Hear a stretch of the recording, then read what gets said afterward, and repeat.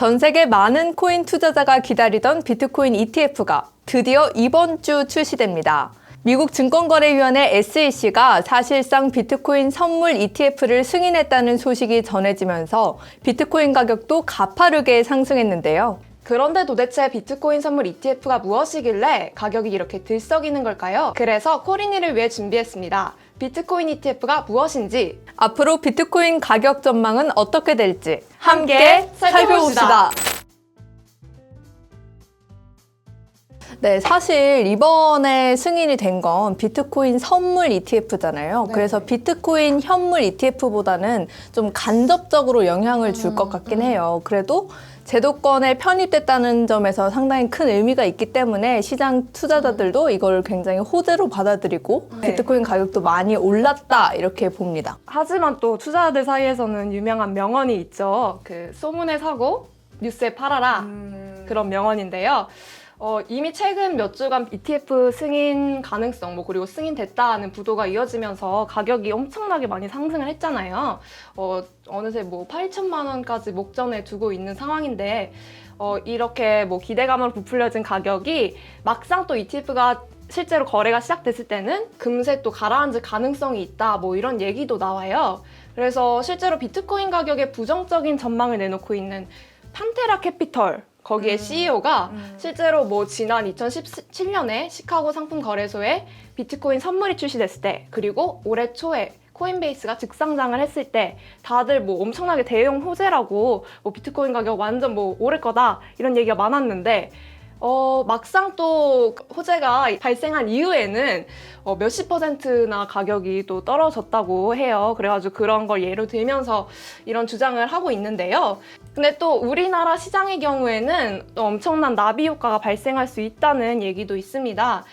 지금 우리나라에서는 시카고 상품 거래소, 즉 CME에서 거래되는 비트코인 선물이 투자를 할 수 없게 막혀 있는데요.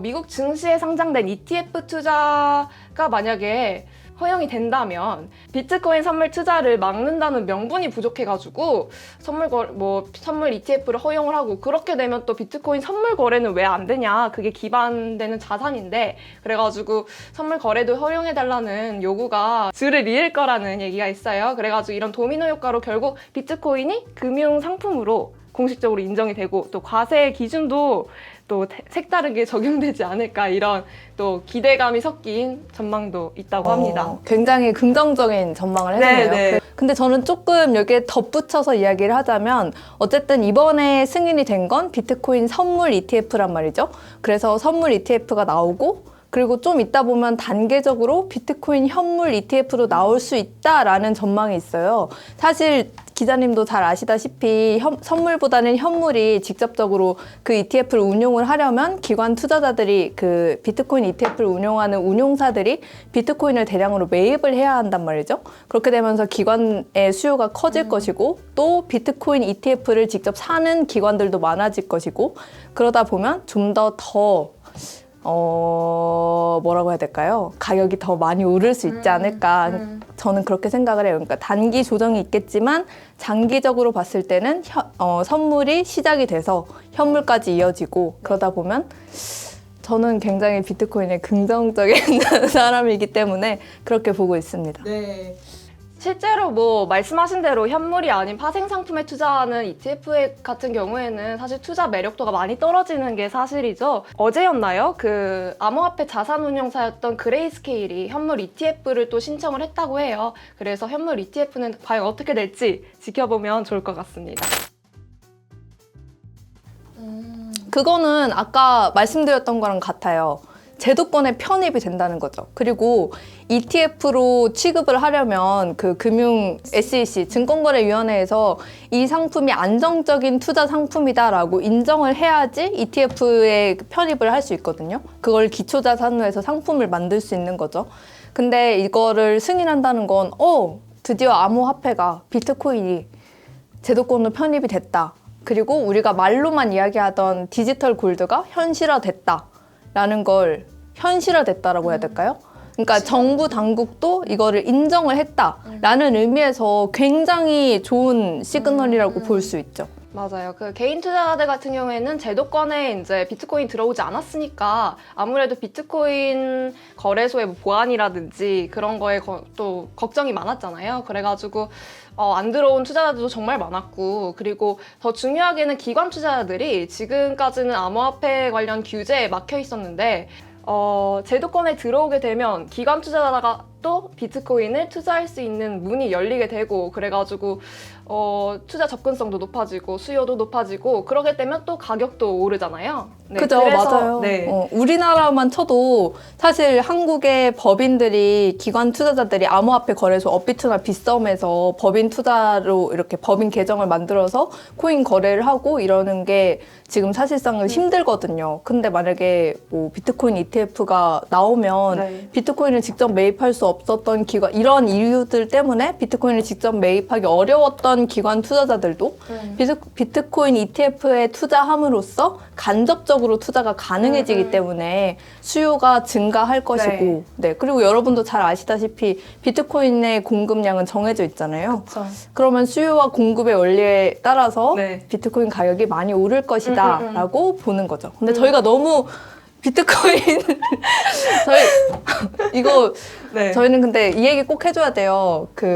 우리는 투자에 대한 정보를 전달할 뿐 투자를 권유하는 건 아니다. 무조건 비트가 갈 수 있다 이렇게.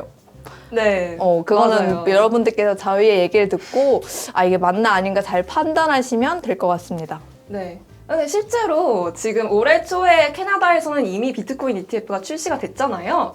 그러니까 이제 미국에서 기관 투자자들이 되게 캐나다 ETF를 많이 산대요. 그래서 자금이 유출되는 또 문제가 발생하고 있다고 하더라고요. 그러니까 이게 실제적인 예인 거죠. ETF가 있으면, 출시되면 기관 투자자들의 자금이 몰릴 것이다. 네, 그거는 사실 여러분도 잘 아시다시피 비트코인의 가격 변동성이 너무 심하잖아요. 그래서 SEC가 기존에도 비트코인 가격 변동성이 너무 심하고 시세 조작의 가능성이 있고 이런 위험 때문에 투자자를 보호하기 힘들다. 이런 이유를 들면서 거절을 했죠. 근데 이번에 승인을 한 상품은 비트코인 선물 ETF거든요. 그러니까 즉 암호화폐 거래소에서 직접 거래되는 비트코인이 아니고 시카고 상품 거래소라고 여기에서 비트코인 선물 상품이 거래가 되는데 이 상품을 기반으로 출시된 ETF인 거예요.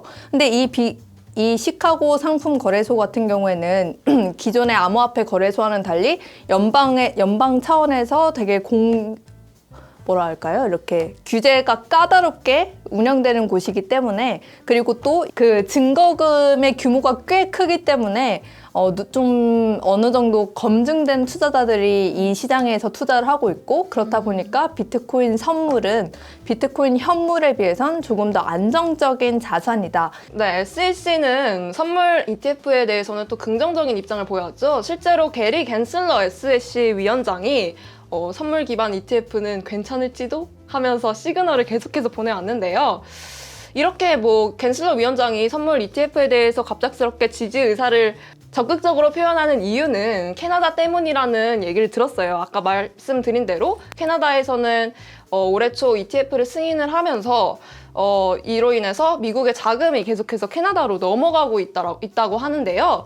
그래서 이거를 SEC가 보기에는 이건 아니다라고 생각을 한 거죠. 그래가지고 갠슬러 위원장이 현물 ETF는 말한 대로 투자자 보호가 되지 않기 때문에 어렵다. 하지만 선물 기반 ETF는 가능하다.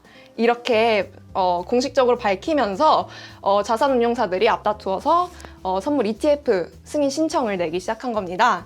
맞아요. 정우 기자가 말한 것처럼 사실 제가 SEC 입장이더라도 조금 기관들의 수요도 있고 이러니까 암호화폐 관련 ETF를 뭔가 승인은 해야겠는데, 사실 현물에 바로 승인을 하는 건 조금 위험성이 있죠. 위험도가 있을 것 같아요. 그렇기 때문에 일단 시카고 상품 거래소라는 파생 상품 거래소는 굉장히 오랫동안 정부의 규제를 받고 이렇게 안정적으로 운영이 되어 온 거래소이기 때문에 아까도 말씀드렸던 것처럼 그래서 이쪽에서 먼저 ETF 비트코인 선물 기반으로 이를 기초자산화한 ETF를 승인을 하고, 근데 좀 향후에 어느 정도 가격이 안정화되면 추후에 비트코인 현물 ETF에도 좀 긍정적으로 보지 않을까라고 생각이 됩니다. 그래서 SEC의 입장도 저는 네. 제가 뭐 SEC 대변인은 아니지만 네, 정우 기자 이야기도 들어보고 하니까 네. 좀 충분히 이해가 되네요. 네. 대변인 하셔도 될 것 같아요.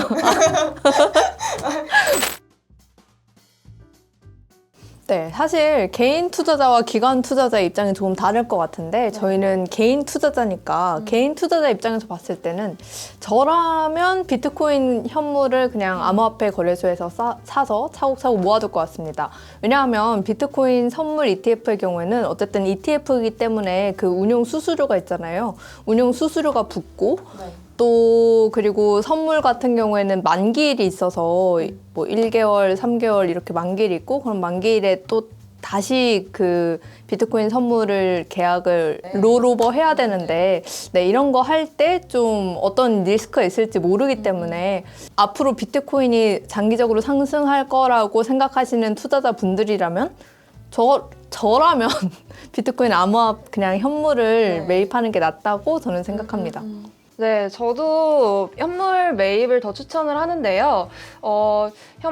선물 같은 경우는 보통 현물의 가격을 따라가긴 하지만 돌발 변수가 있을 수도 있고 또 말씀하신 대로 만기가 있기 때문에 다음 만기 선물로 교체하는 과정에서 또 손실도 발생할 수 있거든요. 미국 소득세법을 따르면 보유기간이 1년 이하인 자산을 처분해서 발생하는 양도소득세, 즉 뭐 단기 양도소득세는 최대 37%의 세율이 적용되고 그리고 보유기간이 1년이 넘는 장기 양도소득에 대해서는 최대 20%의 세금이 매겨진다고 해요. 그래서 미국에서는 무조건 장기 투자가 유리한 상황인데요.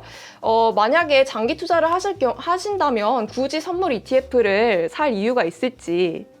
그죠. 네. 사실 비트 가격이 많이 오를 거라고 네네. 장기적으로 비트가 이제 많이 네. 네, 많이 오를 거라고 네. 기대를 한다면 사실 ETF를 사는 것보다 비트코인 현물을 사는 게 수익률이 더 네. 높을 수 있기 때문이죠. 네네.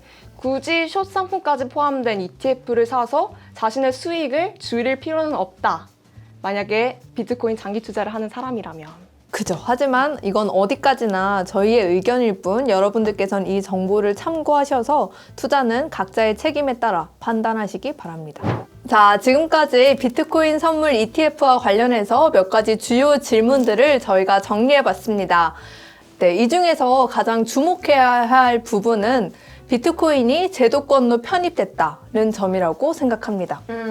혹시라도 궁금한 점이 더 있으시면 아래에 댓글란으로 남겨주시면 저희가 확인해서 답변을 드리도록 하겠습니다. 네, 지금까지 디센터 도예리 김정우 기자였습니다. 좋아요, 구독, 알림 설정, 안녕!